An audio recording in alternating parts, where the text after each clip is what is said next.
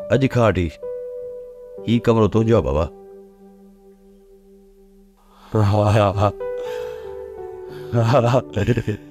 ही तो बंगलो आ।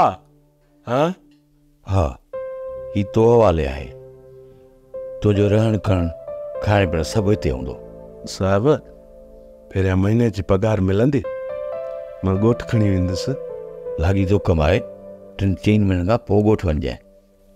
अब पोइ त सभु उते पोयां बुख मरी वेंदा। मरी वेंदा? पर छो? साहब असांजे ॻोठ में वॾो ॾुकार आयो आहे। सभु उते बुखुनि ते आहिनि। उते हू बुखुनि ते त पोइ मां हिते सुख सां कीअं रहंदुसि?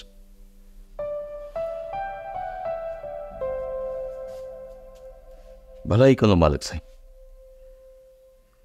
ऐं रब पाक कंहिंखे कोन छॾींदो।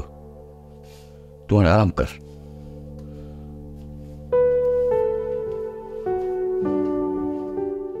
अॼु जे लाइ चई वियो हो त मोटी ईंदुसि, पर अॼु बि सॼो ॾींहुं गुज़री वियो, अञा ताईं त नाहे मोटियो। अधी कुझनि वेलो टारियो आहे, कुझु बुख ते सुम्ही पिया। जेकॾहिं न सुभाणे मुंहिंजेरी कुझु नथो आणे त पोइ असां सभिनी वेड़े वारनि खे बुख कटणी पवंदई। मालिक साईं बाज कंदो। हू बुखियो उथारींदो ज़रूर आहे, पर कॾहिं बुखियो सुम्हारियो कोन अथई। अधी हो तू बि ॾाढो परेशान आहे। जेथो का बि वाह कान थी सुझे जो कंहिं पासे झोल जले निकिरी पवां। जेकॾहिं न असां हितां निकिरी हलूं हा न त अहिड़ा ॾुखिया ॾींहं ॾिसण में कोन अचंदा। पर मुंहिंजेरी कंहिंखे वारो ई न ॾिनो। ॾिस खैरी, हाणे तूं सॼो इल्ज़ाम मुंहिंजेरीअ मथां ॾीं थी, जॾहिं त इन बारे में बि 3-4 मिड़ाका थिया हुआ। इहा सभिनी जी गॾियल सलाह हुई। इहो फ़ैसिलो अकेलो मुंहिंजेरीअ जो त न हो जो हाणे वरी सॼो ॾोह तूं असां मथां थी हणी। सॼो ॾोह इन करे आहे जो असां तव्हांखे मुंहिंजेरी चूंडियो आहे। जेकॾहिं मुंहिंजेरी हा करे हा त हितां केरु न करे असां निकिरण जे लाइ, पोइ सभु निकिरी न पवां। जेकॾहिं निकिरणो ई अथव त अॼु ई निकिरी पओ। कंहिं रोकियो आहे तव्हांखे? हाणे घणी देर थी वई आहे।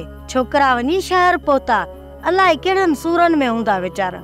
ऐं असां वटि हिते बर में सफ़र जो सामान बि कोन आहे। जेकॾहिं हिकु ॾींहं जो पंधु बि करे निकितासीं न त रस्ते में पूरा थी वेंदासीं। पोइ हिते वेही इंतज़ारु कयो। जे हिते वेही इंतज़ारु कंदासीं न त सभु जा सभु मारिया वेंदासीं, छो जो हाणे बुख साण जी कंहिं में बि साह पई न आहे। हदी खैरी, तूं नाशुक्री आहीं। हू मालिक वॾो रहमान ऐं रहीम आहे। उहो ई असां मथां बाज कंदो। बेशक हू भरजलू आहे, पर असां पंहिंजी कोताहियुनि जो इल्ज़ाम उन मथां नथा आणी सघूं।